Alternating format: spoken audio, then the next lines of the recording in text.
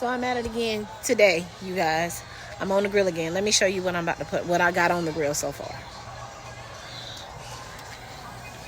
Brussels sprouts and some chicken legs. I'm gonna put some teriyaki sauce on these chicken legs because I normally put barbecue sauce on it, and since I've been grilling out a lot lately, I'm kind of sick of barbecue sauce, so I'm gonna try some teriyaki sauce.